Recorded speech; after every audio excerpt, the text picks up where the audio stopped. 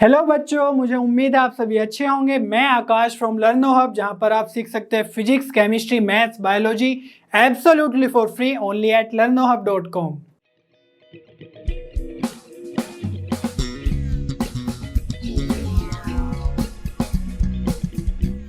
बच्चों, आज हम क्लास 10 के 2019 बोर्ड एग्जाम में आए हुए मैथ्स के सभी क्वेश्चन सोल्व करेंगे और आपको भी मेरे साथ नोटबुक और पेन लेकर क्वेश्चन सोल्व करने हैं। Are you ready? चलिए शुरू करते हैं।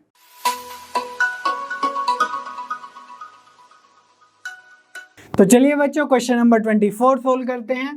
Find the value of x when in the AP given below 2 + 6 + 10 up to x equals to 1800। तो आप यहाँ पे देख सकते हैं कि ये सभी टर्म्स AP के टर्म्स हैं, ठीक है।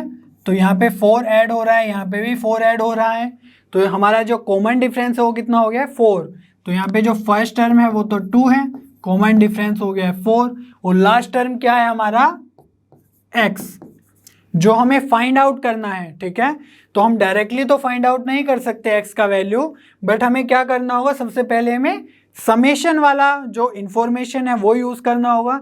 तो मैं एज्यूम कर रहा हूं कि इस AP में x तक टोटल n टर्म्स है, ठीक है। तो हम n टर्म्स का सम कितना लिख सकते हैं? 1800।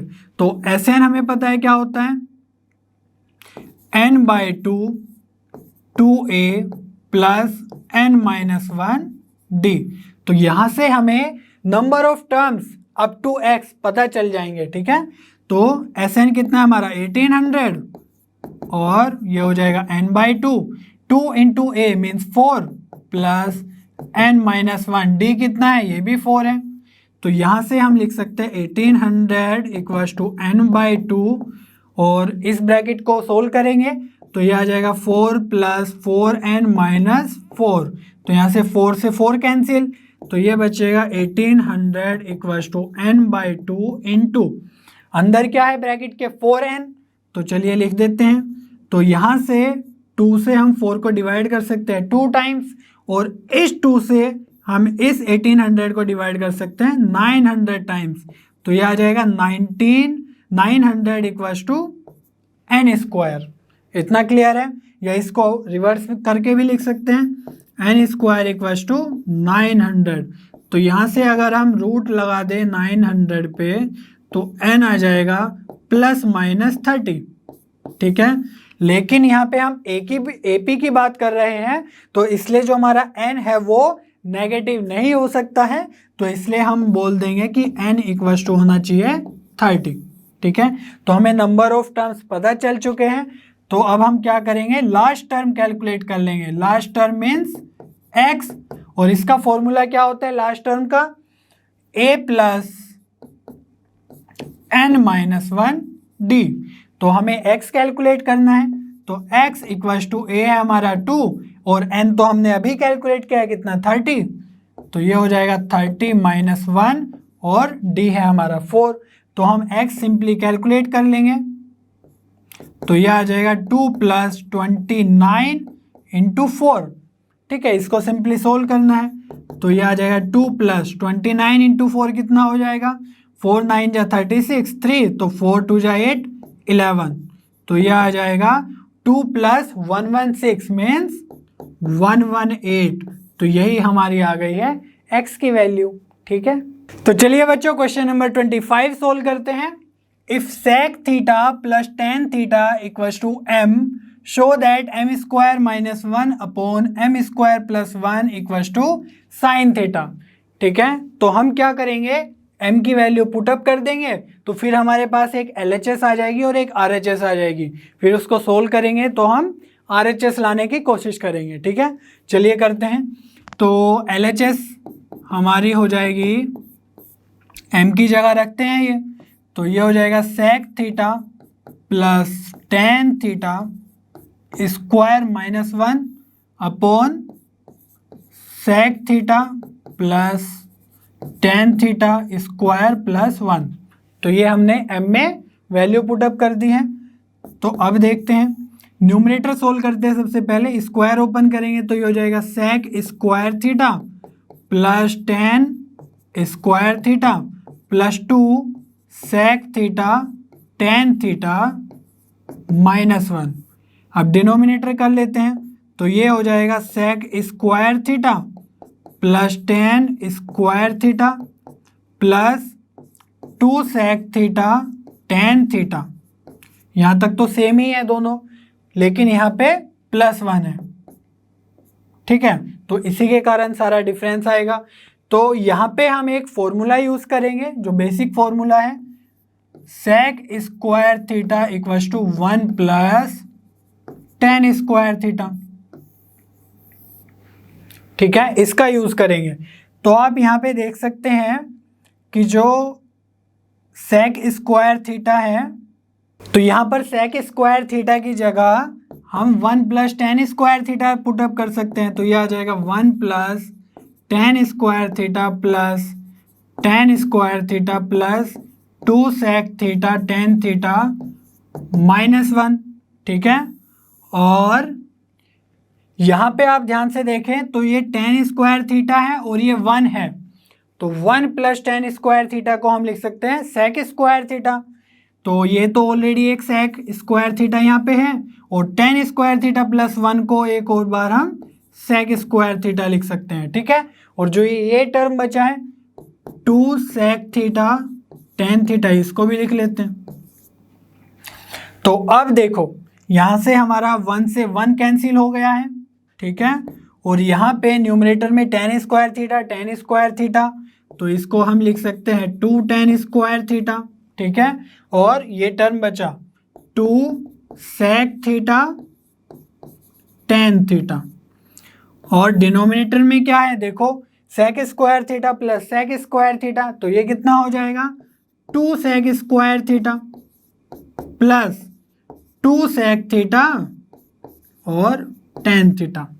तो यहाँ पे हम कुछ कॉमन लेंगे, क्या कॉमन लेंगे चलिए देखते हैं, यहीं पे ले लेते हैं।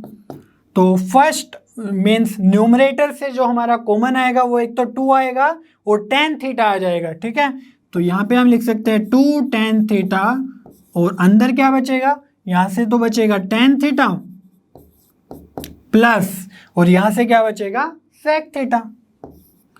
तो चलिए लिख लेते हैं। अब डिनोमिनेटर में ध्यान से देखो, तो यहाँ से हम 2 भी ले सकते हैं और सेक थीटा भी कॉमन ले सकते हैं, तो यह आ जाएगा कॉमन 2 सेक थीटा, और यहाँ से बचेगा सेक थीटा प्लस इधर से बचेगा, सेक थीटा कॉमन लिया है ना, तो टेन थीटा। अब आप ध्यान से देखो कि ये जो ब्रैकेट है ये दोनों क्या लिखे हुए हैं, sec theta plus tan theta आगे पीछे, तो ये हो जाएंगे हमारे cancel, means 2 tan theta upon 2 sec theta बचेगा, और 2 से 2 भी कैंसिल कर सकते हैं, तो ये बचा tan theta upon sec theta. तो चलिए इसको फर्दर सोल्व कर लेते हैं, tan theta upon sec theta. तो टेन थीटा क्या होता है, sine theta upon cos theta, और सेक थीटा होता है 1 अपॉन कोस थीटा। ये तो बेसिक पता ही है आपको।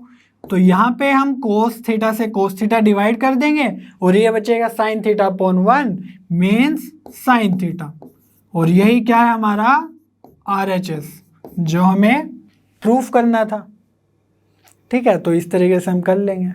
बच्चों क्वेश्चन नंबर 26 इस ईयर के सिलेबस से रिमूव हो चुका है, इसलिए अब हम सोल्व करेंगे क्वेश्चन नंबर 27। चलिए देखते हैं। A moving boat is observed from the top of a 150-meter high cliff moving away from the cliff. The angle of depression of the boat changes from 60 degree to 45 degree in 2 minutes. Find the speed of the boat in meter per minute. तो सबसे पहले हम Cliff बना लेते हैं of height 150 metre. Suppose ये Cliff है और ये वाटर लेवल है जिस पे बोट मूव कर रही है, ठीक है।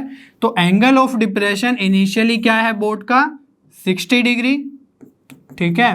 तो ये हो गया हमारा 60 डिग्री। विद इन 2 मिनट्स वो आगे मूव करती हैं और एंगल ऑफ डिप्रेशन हो जाता है समथिंग 45 डिग्री। ये तो एंगल ऑफ एलिवेशन भी सेम ही होगा, और यहाँ पे 60 डिग्री है तो ये वाला एंगल ऑफ एलिवेशन भी 60 डिग्री होगा। इतना क्लियर है। तो मैं इनको नेम दे देता हूँ A B सी और डी। सपोज जो इनिशियल डिस्टेंस है क्लिफ से बोट का वो x है, और जो इसने मूव किया विद इन 2 मिनट्स ये सपोज y है। तो स्पीड ऑफ द बोट क्या होगा, डिस्टेंस अपॉन टाइम। तो s इक्वल्स टू डिस्टेंस क्या कवर किया, y upon 2 with in 2 minutes. तो ये हमारा y इक्वल्स टू 2 स्पीड आ गया है। बट हमें अभी y कैलकुलेट करना है, तो उसके लिए सबसे पहले हम x कैलकुलेट करेंगे। In triangle ABC 60 degree corresponding AB perpendicular होगा और BC बेस होगा, तो हम tan थीटा का यूज कर लेंगे। ठीक है, तो tan 60 क्या आ जाएगा, AB upon BC means 150 upon x। तो tan 60 है √3 इक्वल्स टू 150 अपॉन x।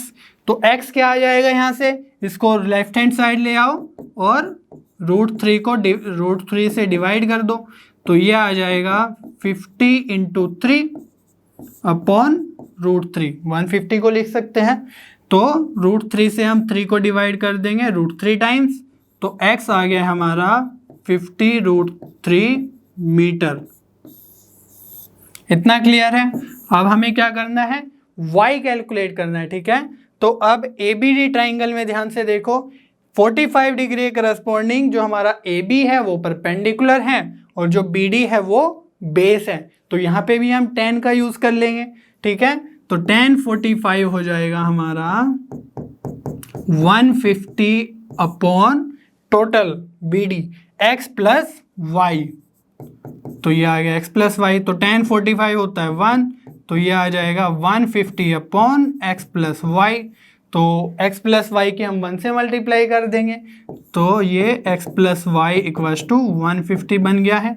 अब हम x की वैल्यू पुट कर देंगे। ठीक है, तो ये कितना है 50 √3 प्लस y इक्वल्स टू 150।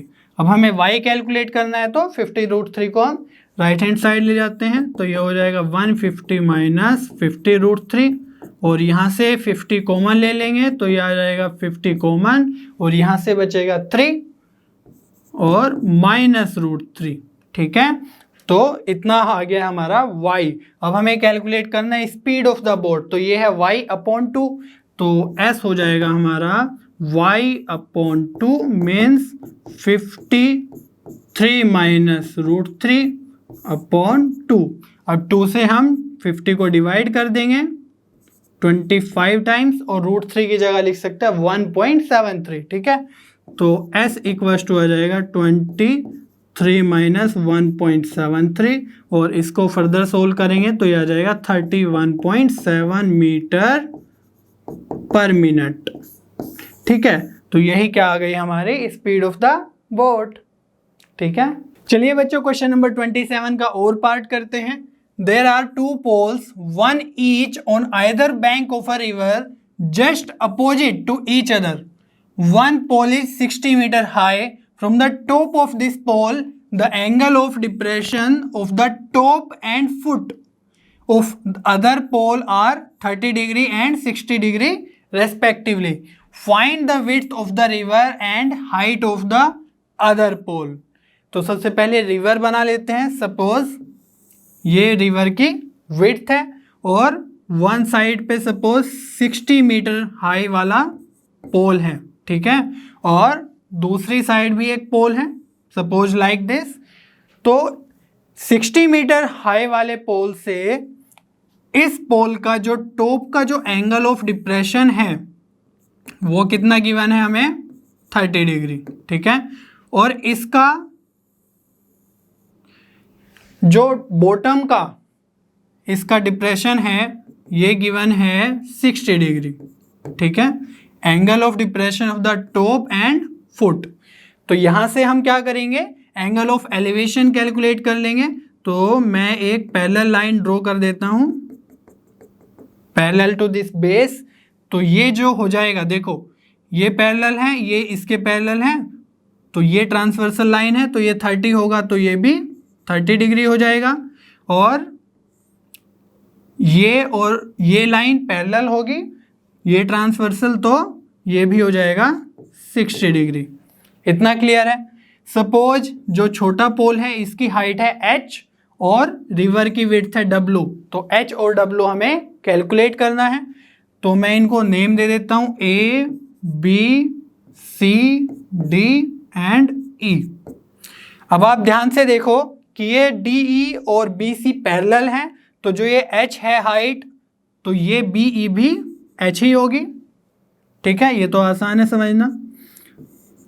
और ये टोटल AB है 60 मीटर और ये हो गई हमारी h, तो जो AE बची वो कितनी बची, 60 माइनस h, तो इसको भी लिख लेते हैं 60 माइनस h। इतना क्लियर है। अब हम ABC ट्राइंगल में देखेंगे तो इससे हमारी विड्थ ऑफ द रिवर आ जाएगी। कैसे, यहाँ पे हम देख सकते हैं 60 डिग्री के करस्पॉन्डिंग AB हमारा परपेंडिकुलर होगा और BC हमारा बेस होगा, तो हम tan थीटा का यूज कर लेंगे, परपेंडिकुलर अपॉन बेस। तो ये हो जाएगा tan 60 equals to AB mean 60 metre upon width, तो ये हो जाएगा W। तो tan 60 कितना होता है, √3 इक्वल्स टू 60 अपॉन W। तो W कैलकुलेट करना है हमें, तो लेफ्ट हैंड साइड में ले आओ और √3 से डिवाइड कर दो, तो ये हो जाएगा 60 अपॉन √3। 60 को क्या लिख सकते हैं, 20 इंटू 3 अपॉन √3, तो √3 से 3 कैंसिल हो जाएगा √3 टाइम्स, तो W आ गया हमारा 20 इंटू √3 मीटर। इतना क्लियर है। अब हम क्या करेंगे, AED ट्राइंगल में ध्यान से देखेंगे, यहाँ पे 30 डिग्री के करस्पॉन्डिंग AE हमारा परपेंडिकुलर होगा और ED हमारा बेस हो जाएगा। अब आप ध्यान से देखो, ये दोनों पैरेलल पोल्स हैं, ठीक है। तो यहाँ पे जो BC की विड्थ होगी मीन्स रिवर की विड्थ होगी, वही हमारी ED की विड्थ होगी, ठीक है, या लेंथ होगी साइड की। तो ED हमारा हो गया है W और AE हमारा है 60 माइनस h। तो यहाँ से हम क्या करेंगे, tan 30 equals to 60 minus h upon ED and ED is W। तो tan 30 कितना होता है, 1/√3, 60 माइनस h और W तो हमने अभी कैलकुलेट किया है 20√3, तो ये आ जाएगा 20√3। तो यहाँ से हम h कैलकुलेट कर लेंगे। तो आप देख सकते हैं कि √3 से √3 कैंसिल हो जाएगा, डिनोमिनेटर डिनोमिनेटर में दोनों, तो 20 से 1 की मल्टीप्लाई हो जाएगी, तो ये आ जाएगा 60 माइनस h। इतना क्लियर है। h को हम लेफ्ट हैंड साइड ले आएंगे और 20 को राइट हैंड साइड, तो 60 माइनस 20, तो h आ गया हमारा 40 मीटर। तो हमारी पोल की हाइट भी आ गई है और विड्थ की रिवर भी, ठीक है बच्चों। क्वेश्चन नंबर 28 इस ईयर के सिलेबस से रिमूव हो चुका है, इसलिए हम सोल्व करेंगे क्वेश्चन नंबर 29। चलिए देखते हैं। Calculate the mean of the following frequency distribution. तो इस डाटा का हमें मीन कैलकुलेट करना है। मीन का फॉर्मूला मैं लिख देता हूं सबसे पहले, ये होता है sigma FI XI upon sigma FI, ठीक है। तो FI क्या है, ये फ्रीक्वेंसी, ठीक है। तो अगर आप इनको ऐड करेंगे तो ये आ जाएगा 12 8 20 5 25 एंड दिस 45 48 एंड 50। तो सिग्मा FI तो हमारा आ गया है 50। अब हमें क्या करना है, सबसे पहले XI कैलकुलेट करना है, तभी तो हम सिग्मा FI XI कर पाएंगे, ठीक है। तो XI कैलकुलेट करने के लिए हम क्या करेंगे, जो लिमिट्स है क्लास की, lower limit plus upper limit upon 2 कर देंगे, ठीक है। तो 10 प्लस 30 हो जाएगा 40 अपॉन 2, तो ये आ जाएगा XI 20। सिमिलरली यहाँ पे भी करेंगे, 30 प्लस 50 हो जाएगा 80 अपॉन 2, तो ये आ जाएगा 40। तो ऐसे ही आप कर सकते हैं सभी में। तो यहाँ पे आ जाएगा 60, ये आ जाएगा 80, 100 और ये आ जाएगा 120। अब हमें क्या करना है, FI और XI की मल्टीप्लाई करनी है। तो ये आ जाएगा 5 इंटू 20 100, 8 इंटू 40 आ जाएगा 320, 12 इंटू 60 आ जाएगा 720 और 20 इंटू 80 आ जाएगा 1600, 3 इंटू 100 आ जाएगा 300 और 2 इंटू 120 आ जाएगा 240। तो यहाँ पे अब हमें क्या करना है, sigma F I x I calculate करना है। तो यहाँ पे सिंपल एडिशन करना है इनका, और कुछ नहीं करना है। तो यहाँ पे सिंपल आप कर सकते हैं, तो ये आ जाएगा 3280, ठीक है। तो यहाँ पे हम मीन कैलकुलेट कर लेंगे। सिग्मा एफ आई एक्स आई हो गया है 3280 और सिग्मा एफ आई हो गया हमारा 50। तो यहाँ पे सिंपल डिवीजन है, 0 से 0 कैंसिल, और ये आ जाएगा 5 6 जा 30 और ये 28 है, तो 5 5 जा 25 और 3 बचा तो 6 जा चल जाएगा। तो मीन आ गया हमारा 65.6। और इसी के साथ हमारा सेट 4 कंप्लीट हो जाता है, क्योंकि क्वेश्चन नंबर 30 इस ईयर के सिलेबस से रिमूव हो चुका है। मुझे उम्मीद है आपको सभी क्वेश्चंस बहुत अच्छे समझ में आए होंगे। चलिए बच्चों, सेट 5 का क्वेश्चन नंबर 1 स्टार्ट करते हैं। The HCF of two numbers A and B is 5 and their LCM is 200. Find the product AB. तो हमें पता है HCF, LCM और AB में क्या रिलेशन होता है। HCF into LCM equals to A into B होता है। यह आपको हमेशा ध्यान रखना है, ये बहुत इंपॉर्टेंट फॉर्मूला है, ठीक है।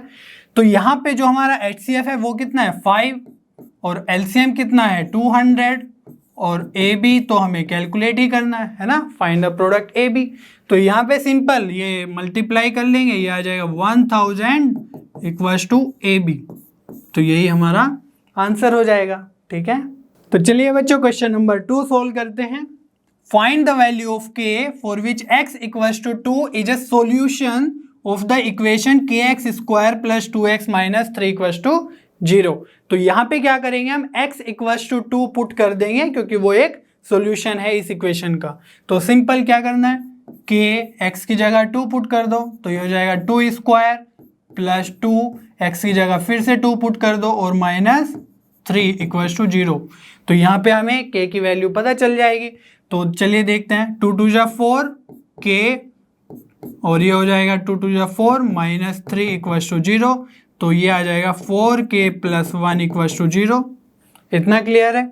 तो यहाँ से 4k इक्वल्स टू 1 उधर जाके माइनस 1 हो जाएगा, ठीक है। तो k आ जाएगा -1/4। तो यही हमारा आंसर हो जाएगा। तो चलिए बच्चों, क्वेश्चन नंबर 2 का और पार्ट करते हैं। Find the values of k for which the quadratic equation 3x square plus kx plus 3 equals to 0 has real and equal roots, ठीक है। तो जब भी हम रियल और इक्वल रूट्स की बात करते हैं तो हम बोलते हैं कि डिस्क्रिमिनांट 0 के इक्वल होना चाहिए, ठीक है। तो discriminant means d equals to b square minus 4ac equals to 0 होना चाहिए, ठीक है। तो b क्या होता है, x का कोफिशिएंट, यहाँ पे k है तो ये हो जाएगा k square minus 4a। a क्या होता है, x स्क्वायर का कोफिशिएंट, यहाँ पे 3 है, और c क्या होता है, कांस्टेंट विच इज ऑल्सो 3। तो यहाँ पे हम लिख सकते हैं k square minus 4 into 3 into 3, तो ये कितना हो जाएगा 36 इक्वल्स टू 0। तो इसको हम लिख सकते हैं k स्क्वायर माइनस 6 स्क्वायर, ठीक है। तो ये तो वही केस बन गया a square minus b square का, जिसका एक्सपेंशन क्या होता है a minus B means k minus 6 और a plus B means k plus 6 equals to 0। अब ये फैक्टर्स ही हो गए इसके, तो हम इंडिविजुअली 0 रख देंगे, k माइनस 6 इक्वल्स टू 0 तो आ जाएगा k इक्वल्स टू 6, और जब रखें k प्लस 6 इक्वल्स टू 0 तो यह आ जाएगा -6। तो k की इन वैल्यूज के लिए इस इक्वेशन के रियल और इक्वल रूट्स होंगे, ठीक है। तो चलिए बच्चों, क्वेश्चन नंबर 3 सोल्व करते हैं। In an AP a equals to 15, d equals to -3 and an equals to 0, then find the value of n। तो यहाँ पे हम nth टर्म का फॉर्मूला लगा लेंगे। तो ये क्या हो जाएगा, an equals to a plus n minus 1 d, ठीक है। तो an तो हमें 0 ही गिवन है, a हमारा 15 है, प्लस n तो हमें कैलकुलेट ही करना है ना, और d कितना है हमारा -3। तो यहाँ से सिंपली इसको सोल्व करके हम n कैलकुलेट कर लेंगे। चलिए करते हैं। तो ये आ जाएगा 15 और -3 की n से मल्टीप्लाई होगी तो -3n, और -3 की -1 से होगी तो +3, ठीक है। तो -3n को मैं लेफ्ट हैंड साइड ले आऊँगा तो ये हो जाएगा 3n, और 15 + 3 हो जाएगा 18, तो n क्या आ जाएगा 18/3, तो n आ जाएगा हमारा 6। तो n इक्वल टू 6 के लिए हमारा जो an है वो 0 हो जाएगा। ठीक है, तो चलिए बच्चों क्वेश्चन नंबर 4 देखते हैं। If sin x plus cos x equal to 1, x equal to 30 degree and y is an acute angle, acute angle means 90 degree से छोटा, find the value of y। तो हमें यहाँ पे y कैलकुलेट करना है। तो चलिए इस इक्वेशन में sin x की जगह हम 30 पुट कर देते हैं, तो sin 30 plus cos y equal to 1। तो sin 30 कितना होता है, टेबल से हमें पता है 1/2 plus cos y equal to 1। तो 1/2 को हम राइट हैंड साइड ले जाएंगे तो ये आ जाएगा cos y equal to 1 minus 1/2। तो cos y भी कितना हो गया है 1/2। और हमें पता है कि 1/2 cos कब होता है, cos 60 पे, तो हम लिख सकते हैं cos 60। तो यहाँ से हम cos कंपेयर करेंगे तो y इक्वल टू हमारा आ जाएगा 60 डिग्री। बस इतना ही हमें कैलकुलेट करना था। ठीक है बच्चों, क्वेश्चन नंबर 5 इस ईयर के सिलेबस से रिमूव हो चुका है, इसलिए हम सोल्व करेंगे क्वेश्चन नंबर 6। चलिए देखते हैं। Find the value of a so that the point 3, a lies on the line represented by 2x minus 3y equal to 5। तो ये पॉइंट 3, a अगर इस पॉइंट लाइन पे लाई करता है तो इसका मतलब है कि 3, a इस लाइन को सेटिस्फाई करेगा। सेटिस्फाई करने का क्या मतलब है कि x की जगह अगर हम ये रख दे और y की जगह हम a रख दे तो हमारा 5 आएगा। ठीक है, तो उसकी हेल्प से हमारा a कैलकुलेट हो जाएगा। चलिए देखते हैं कैसे होगा। तो 2x minus 3y equal to 5, तो x की जगह हम 3 रख देंगे और माइनस y की जगह हम a रख देंगे, तो हमारा 5 ही आना चाहिए। तो यहाँ पे a में इक्वेशन बन गई है, इसको हम कैलकुलेट कर सकते हैं। 2 3 जा 6 माइनस 3a इक्वल टू 5, तो 6 उधर चला जाएगा तो ये आ जाएगा माइनस 3 इक्वल टू 5 माइनस 6। अब 5 माइनस 6 कितना होगा -1, तो ये आ जाएगा माइनस 3a इक्वल टू -1। तो a आ गया हमारा -1/-3, तो माइनस से माइनस कैंसिल, तो ये आ जाएगा a इक्वल टू 1/3। ठीक है, तो चलिए बच्चों क्वेश्चन नंबर 7 सोल्व करते हैं। If Sn the sum of first n terms of an AP is given by Sn equal to 2n² plus n, then find its nth term. तो nth term calculate करने के लिए हमारे पास एक formula होता है। जब Sn दिया हुआ हो तो Tn को मैं nth टर्म से रिप्रेजेंट कर रहा हूँ, तो ये होता है Sn माइनस 1। मीन्स यहाँ पे n है तो n-1 मीन्स उससे पिछले वाले टर्म्स को हम माइनस कर देते हैं। ठीक है, तो अब क्या करेंगे, हमें Sn-1 देखना है, तो ये क्या हो जाएगा, n की जगह सिंपली n-1 पुट कर दो। ठीक है, तो ये हमारा Sn-1 आ गया है। तो चलिए अब Tn कैलकुलेट कर लेते हैं। तो हमारा जो Sn है वो तो सिंपली 2n² प्लस n हो जाएगा माइनस Sn-1, तो यहाँ पे हम ये वैल्यू पुट कर देंगे, तो ये हो जाएगा 2n-1² प्लस n-1। इतना क्लियर है। तो अब हम इसे सोल्व कर लेंगे।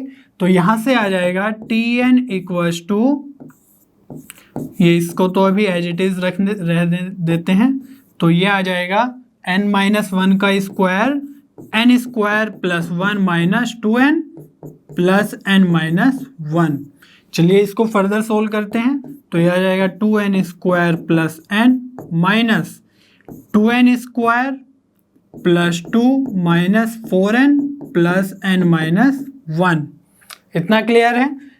ये Tn है, तो Tn equals to 2n² plus n minus, bracket open कर देते हैं, तो ये कितना है 2n²। ठीक है, यहाँ पे -4n है, यहाँ पे n है, तो ये कितना हो -3n, और माइनस बाहर ऑलरेडी है तो ये हो जाएगा +3n, और यहाँ पे 2 है, यहाँ पे -1 है तो ये हो जाएगा +1, और बाहर माइनस है तो -1, तो यहाँ पे 2n² कैंसिल, तो n प्लस 3n हो गया 4n, तो Tn इक्वल्स टू आ जाएगा 4n-1। तो ये हमारा nth टर्म आ गया है जब सम ये दिया हुआ है। ठीक है, तो चलिए बच्चों क्वेश्चन नंबर 7 का और पार्ट करते हैं। If 17th term of an AP exceeds its 10th term by 7 find the common difference. तो क्या गिवन है कि जो 17th टर्म है वो एक्सीड कर रहा है 10th टर्म को बाय 7, ठीक है। तो हम एज्यूम कर लेते हैं कि इस एपी का फर्स्ट टर्म ए है और कॉमन डिफरेंस डी है, ठीक है। तो हम a 17th पे लगा देंगे nth टर्म, तो क्या होगा a means first term plus 17 n-1 होता है, तो 17 -1 and d means common difference. ऐसे ही यहाँ पे a प्लस 10 -1 d प्लस 7। इस तरह के क्वेश्चन हम पहले भी सोल्व कर चुके हैं। तो यहाँ पे देख सकते हैं आप a से a कैंसिल हो जाएगा और ये बचेगा 16d equals to 9d plus 7। तो 9d को हम लेफ्ट हैंड साइड में ले आएंगे, तो ये हो जाएगा 16d minus 9d equals to 7। तो 16 माइनस 9 कितना हो जाएगा 7, तो ये आ जाएगा 7d इक्वल्स टू 7। तो d आ जाएगा 7/7, तो d इक्वल्स टू 1। तो इस AP का कॉमन डिफरेंस आ गया है 1, ठीक है। तो चलिए बच्चों क्वेश्चन नंबर 8 सोल्व करते हैं। The mid point of the line segment joining A and B is 1,2a + 1। Find the values of A and B। तो सबसे पहले लाइन सेगमेंट ड्रॉ कर लेते हैं। सपोज A इज हियर और A के कोऑर्डिनेट है 2a, 4 और B के कोऑर्डिनेट है -2, 3b। और जो इसका मिड पॉइंट है, सपोज हियर मैं m से रिप्रेजेंट कर रहा हूँ मिड पॉइंट, तो ये कितना है 1,2a + 1। तो ये जो डिस्टेंस है और ये डिस्टेंस सेम है, ठीक है। तो हम बोल सकते हैं AM इक्वल्स टू MB। तो ये तो इसमें कोऑर्डिनेट गिवन है, लेकिन हम इनकी हेल्प से मिड पॉइंट फॉर्मूला लगा के भी एक कोऑर्डिनेट कैलकुलेट करेंगे, तो वो m का ही कोऑर्डिनेट आएगा, ठीक है। तो हमें पता है कि जो m है वो कितना गिवन है 1,2a + 1। तो ये तो गिवन है, लेकिन हम a और b की हेल्प से भी कैलकुलेट करेंगे। तो ये क्या आएगा x1 + x2/2 होता है, तो ये आ जाएगा 2a - 2। तो 2a - 2/2 कोमा y कोऑर्डिनेट के लिए 4 + 3b, तो 4 + 3b/2। तो ये हमने a और b की हेल्प से कैलकुलेट कर लिया है। ये भी मिड पॉइंट का ही आया है कोऑर्डिनेट। तो अब हम इनको कंपेयर कर लेंगे, ठीक है। तो x कोऑर्डिनेट को अगर हम कंपेयर करेंगे तो लिखते हैं 1 = 2a - 2/2। तो यहाँ से हम a सोल्व कर लेंगे, तो 2 की मल्टीप्लाई 1 में करेंगे तो ये आ जाएगा 2a - 2। तो -2 को हम लेफ्ट हैंड साइड ले आते हैं, तो ये हो जाएगा 2 + 2 4 = 2a। और a कैलकुलेट करने के लिए हम 2 से डिवाइड कर देंगे, तो a आ जाएगा 4/2 और a आ जाएगा 2। इतना क्लियर है। अब हमें क्या करना है, y कोऑर्डिनेट की हेल्प से b कैलकुलेट करना है, ठीक है। तो यहाँ पे हम लिख देंगे 2a + 1 = 4 + 3b/2, ये वाला कोऑर्डिनेट, ठीक है। तो a की वैल्यू 2 पुट कर सकते हैं यहाँ पे, तो 2 2 जा हो जाएगा 4 + 1 = 4 + 3b/2। तो ये कितना है 4 + 1 5 और 2 की मल्टीप्लाई करेंगे तो ये हो जाएगा 10 = 4 + 3b। 4 को हम लेफ्ट हैंड साइड ले जाएंगे तो ये हो जाएगा 10 - 4 = 3b। अगर इनको हम रिवर्स करके लिख दें तो ये हो जाएगा 3b = 10 - 4 होगा 6, तो 3b = 6। तो b आ जाएगा 6/3 और b आ जाएगा 6/3 कितना होगा 2। तो a भी हमारा 2 आ गया है और b भी हमारा 2 आ गया है, ठीक है। तो चलिए बच्चों क्वेश्चन नंबर 9 सोल्व करते हैं। A child has a die whose 6 faces show the letters given below A B C A A B. The die is thrown once. What is the probability of getting A and second part is B. तो सबसे पहले first part देखते हैं, probability of getting A। तो ये कैसे पता चलेगा, सबसे पहले हम देखेंगे कि जो डाई है उसमें फेवरेबल आउटकम्स कितने हैं ए के, ठीक है। तो यहाँ पे a है, ये a है और ये भी a है, तो 3 टाइम्स a अपीयर हो सकता है और टोटल टाइम्स कितना है 6, ठीक है। तो हम लिख लेंगे favourable outcomes means 3 upon total sample space कितना है 6, तो प्रोबेबिलिटी ऑफ a कितना आ जाएगा 1/2। इतना इजी है ये। सेकेंड पार्ट चलिए देखते हैं।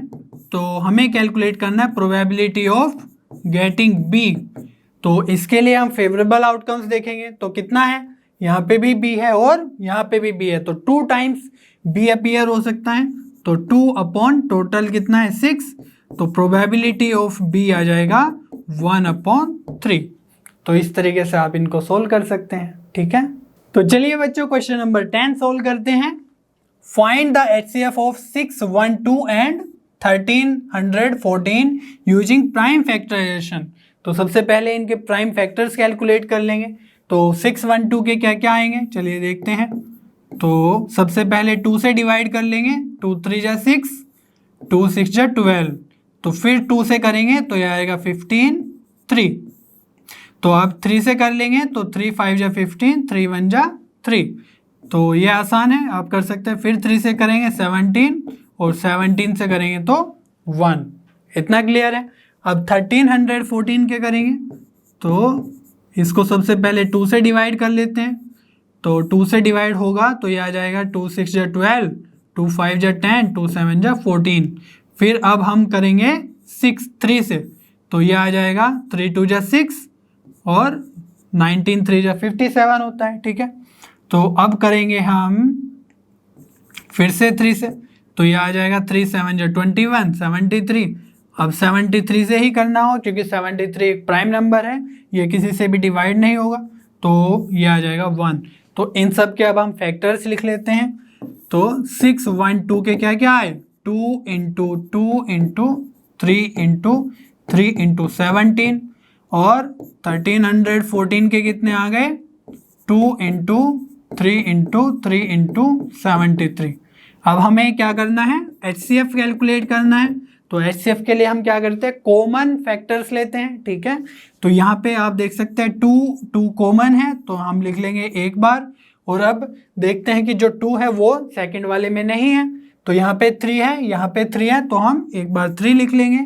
फिर देखते हैं यहाँ पे 3 है और यहाँ पे भी 3 है, तो हम एक बार और लिख सकते हैं 3। तो यहाँ पे 17 है, यहाँ पे 73 है, तो अब कुछ भी कॉमन नहीं है, तो यहाँ पे अब हम मल्टीप्लाई कर सकते हैं। 3 3 जा 9, 2 जा 18, तो ये इन दो नंबर्स का जो HCF है वो आ गया है हमारा 18, ठीक है। तो चलिए बच्चों क्वेश्चन नंबर 11 सोल्व करते हैं। Cards marked with numbers 5 to 50, one number on each card are placed in a box and mixed thoroughly. One card is drawn at random from the box.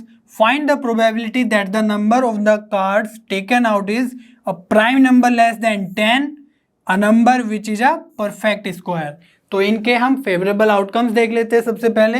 तो प्राइम नंबर लेस देन 10, तो हमारे जो box है उसमें जो numbers है वो 5 से स्टार्ट हो रहे हैं, तो 5 और 10 के बीच में, 10 से भी कम मतलब 9 के बीच में हमें प्राइम नंबर्स चेक करने हैं। तो सबसे पहले तो 5 ही है, ठीक है।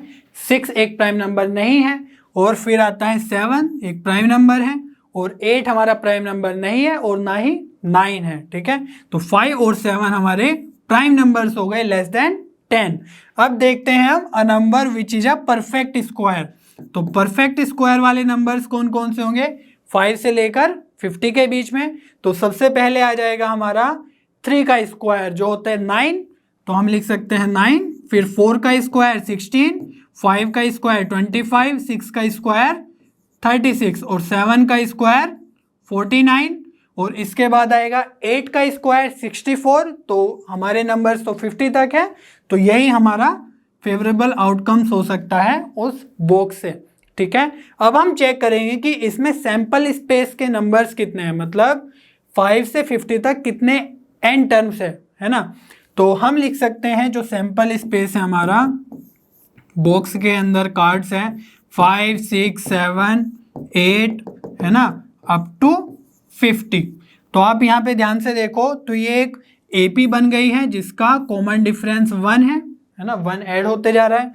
तो हम यहाँ पे नंबर ऑफ टर्म्स कैलकुलेट करेंगे with the help of AP। तो यहाँ पे हम लिख सकते हैं an equals to a plus n minus 1d। तो यहाँ पे an nth टर्म क्या है 50, तो ये आ जाएगा 50 equals to a means first term 5 plus n minus 1 और d कितना है यहाँ पे 1, तो कॉमन डिफरेंस हो गया 1। तो 50 माइनस 5 लेफ्ट हैंड साइड में आके माइनस हो जाएगा, तो ये आएगा 45 इक्वल्स टू n माइनस 1 से मल्टीप्लाई करेंगे कुछ नहीं चेंज होगा, तो -1 भी आके ऐड हो जाएगा, तो ये आ जाएगा n इक्वल्स टू 46। तो अगर आप सोच रहे थे कि 50 माइनस 5 कर देंगे टोटल तो 45 आएगा, वो रोंग हो जाएगा। तो हम इस मेथड से जाएंगे तो n इक्वल्स टू 46 नंबर्स, ठीक है। अब हम क्या करेंगे, प्रोबेबिलिटी कैलकुलेट करेंगे फर्स्ट पार्ट की। तो फर्स्ट पार्ट में क्या था, prime number less than 6 less than 10। तो यहाँ पे हमारे जो फेवरेबल आउटकम्स है वो कितने हैं 2, तो हम लिख देंगे 2 अपॉन टोटल मीन्स 46। तो यहाँ पे आ जाएगा 46, तो ये आ जाएगा 1 अपॉन 23। सेकेंड क्या था हमारा, a number which is a perfect square. तो परफेक्ट स्क्वायर के फेवरेबल आउटकम्स कितने हैं 1 2 3 4 5, तो 5 अपॉन टोटल 46। तो ये तो कट नहीं होगा, तो यही हमारी प्रोबेबिलिटी आ जाएगी, ठीक है। तो चलिए बच्चों क्वेश्चन नंबर 12 सोल्व करते हैं। For what value of k does the system of linear equations 2x plus 3y equals to 7, k minus 1x plus k plus 2y equals to 3k have an infinite number of solutions. तो यहाँ पे हम क्या करेंगे, हमें पता है कि इन्फिनाइट नंबर ऑफ सॉल्यूशंस होने के लिए दोनों लाइंस को इंसिडेंट होना पड़ता है, सेम लाइन होना पड़ता है, ठीक है। तो उसके लिए हमारा जो कोफिशिएंट्स का रेशो है, x के कोफिशिएंट्स का रेशो और y के कोफिशिएंट्स का रेशो इक्वल होना चाहिए और कांस्टेंट का रेशो भी इक्वल होना चाहिए। चलिए देखते हैं कैसे करेंगे। तो x का कोफिशिएंट है 2 और यहाँ पे x का कोफिशिएंट है k माइनस 1, तो 2 upon k minus 1 should be equal to y का कोफिशिएंट 3 और यहाँ पे k प्लस 2, तो 3 upon k plus 2 should be equal to 7 upon 3k। यहाँ पे ध्यान देने वाली बात है कि 7 अगर इक्वल के बाद है तो और 3k भी दोनों इक्वल के बाद आ रहे हैं तो ठीक है, अदरवाइज हम दोनों को एक साइड करके भी लिख सकते हैं। तो यहाँ पे 7 अपॉन 3k या तो दोनों इक्वल के बाद होने चाहिए या दोनों इक्वल के पहले होने चाहिए।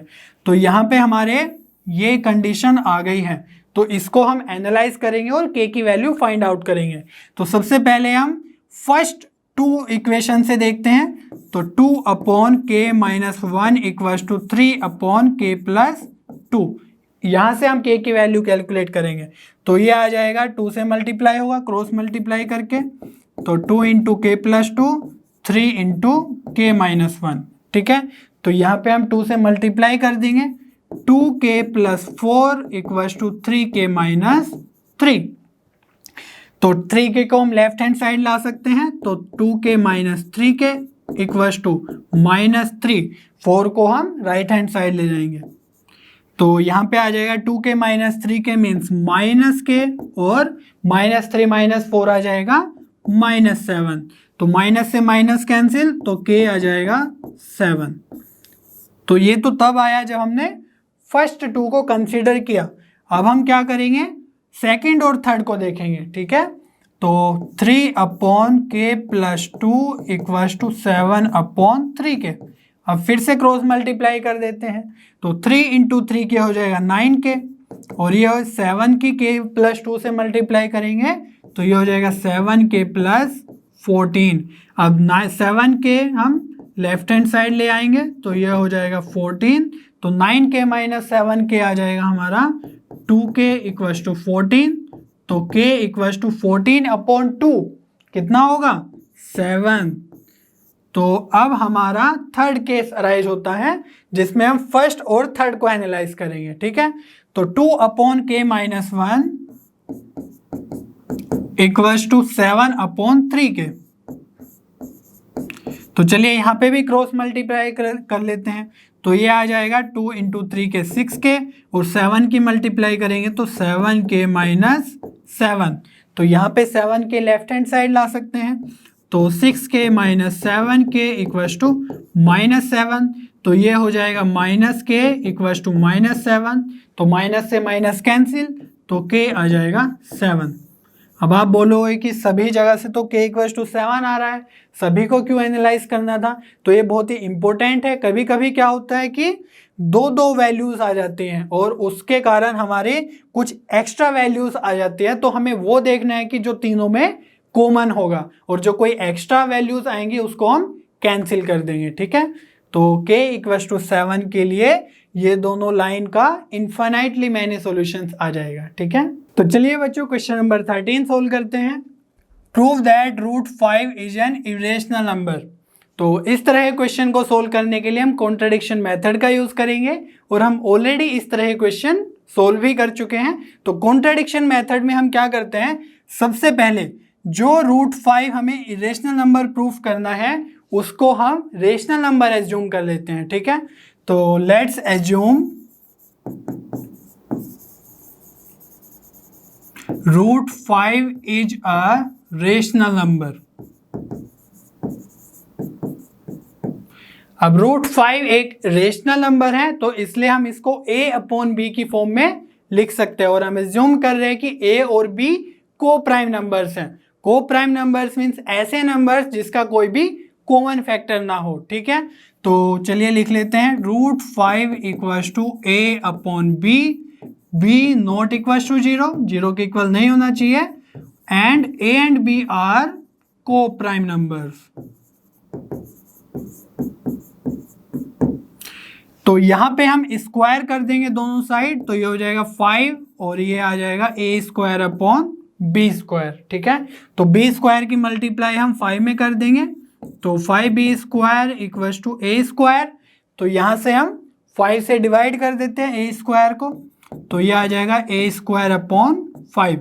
अब इसको ध्यान से देखना है, तो हम देख सकते हैं कि a स्क्वायर को 5 से डिवाइड करने के बाद हमें एक इंटीजर मिल रहा है b स्क्वायर। तो हम बोल सकते हैं कि a स्क्वायर को 5 कंप्लीटली डिवाइड कर रहा है, तभी तो इंटीजर मिल रहा है।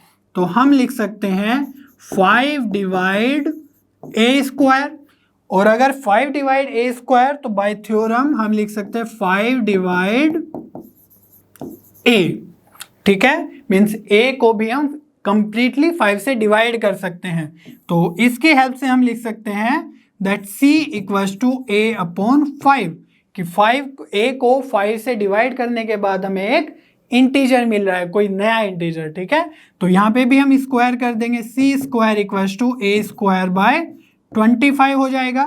तो यहाँ पे हम a स्क्वायर की जगह लिख सकते हैं 5b स्क्वायर, राइट। तो 5b स्क्वायर अपॉन 25, तो 5 से 25 डिवाइड होगा तो 5 बचेगा, तो यहाँ पे आ जाएगा c square equals to b square by 5। अब इसको भी ध्यान से देखना है, तो b स्क्वायर को हम 5 से डिवाइड करने के बाद कंप्लीटली एक इंटीजर मिल रहा है, तो हम लिख सकते हैं 5 डिवाइड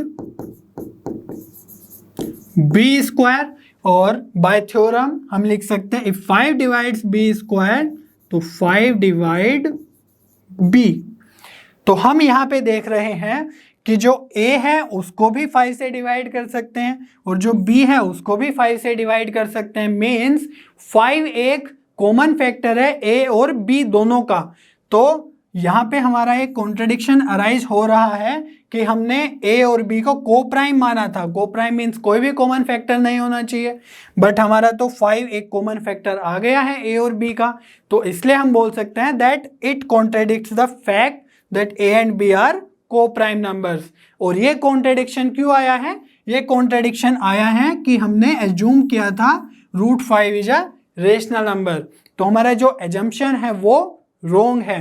तो हम लिख सकते हैं हैंस रूट 5 हमने रेशनल नंबर एज्यूम किया था, तो रेशनल नंबर नहीं होगा, तो root 5 is an irrational number.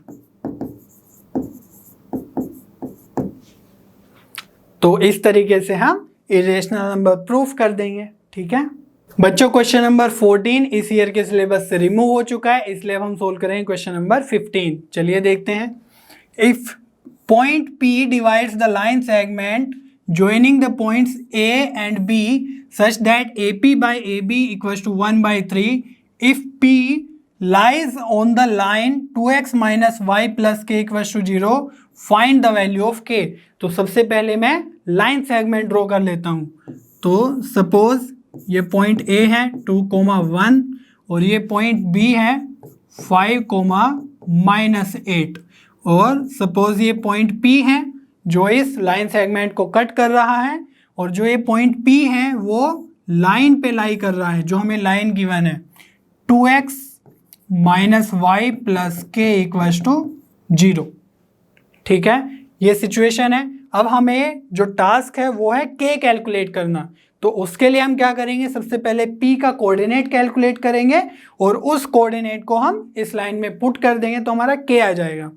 और कोऑर्डिनेट कैलकुलेट करने के लिए हमारे पास रेशो होना चाहिए AP बाय PB का, बट यहाँ पे जो रेशो है वो AP बाय AB का रेशो है, तो इसको हम फर्दर सोल्व करेंगे और AP बाय AB कैलकुलेट करेंगे। ठीक है, तो चलिए देखते हैं। AP बाय AB गिवन है हमारा 1/3। तो हम क्या करेंगे कि जो AB है इसको लिख सकते हैं AP प्लस PB, राइट। तो यहाँ पे AB की जगह AP प्लस PB लिख देते हैं इक्वल्स टू 1/3। अब क्रॉस मल्टीप्लाई करेंगे तो ये आ जाएगा 3AP और 1 से मल्टीप्लाई होगा तो ये आ जाएगा AP प्लस PB। तो यहाँ पे भी AP है, ये भी AP है, तो AP को हम लेफ्ट हैंड साइड ले आएंगे तो 3AP minus AP equals to PB। तो 3AP माइनस AP हो जाएगा 2AP, तो 2AP इक्वल्स टू PB। तो यहाँ पे हमारा AP अपॉन PB आ जाएगा, 2 को उधर ले जाएंगे 1/2। तो AP अपॉन PB आ जाएगा 1/2 मीन्स 1:2। अब हम सेक्शन फॉर्मूला लगा के P का कोऑर्डिनेट कैलकुलेट कर लेंगे। तो चलिए करते हैं। P का कोऑर्डिनेट क्या आ जाएगा, m1x2 मीन्स 1 × 5 प्लस m2x1 2 × 2, तो यह आ जाएगा 4 अपॉन m1 प्लस m2 कितना होगा 1 + 2 3 कोमा। अब y कोऑर्डिनेट कैलकुलेट कर लेते हैं 1 × -8, तो यह हो जाएगा -8, 2 × 1 तो यह आ जाएगा 2 अपॉन यहाँ पे भी 3, तो P आ जाएगा यहाँ से 5 + 4 9/3, तो ये आ जाएगा 3 और -8 + 2 होता है -6/3, तो ये आ जाएगा -2। तो P आ गया हमारा 3, -2। अब ये पॉइंट इस लाइन पे लाई कर रहा है, तो मैंने पहले ही बताया था इससे इसको सेटिस्फाई करा देंगे। तो 2 × x की जगह हम 3 रख लेंगे और -y, तो माइनस और y का कोऑर्डिनेट है -2 प्लस k, तो प्लस k इक्वल्स टू 0। ठीक है, यहाँ से k कैलकुलेट कर लेंगे अब, तो ये हो जाएगा 6 + 2 प्लस k इक्वल्स टू 0। तो 6 + 2 कितना होगा 8, तो 8 प्लस k इक्वल्स टू 0, तो k आ जाएगा हमारा -8। ठीक है।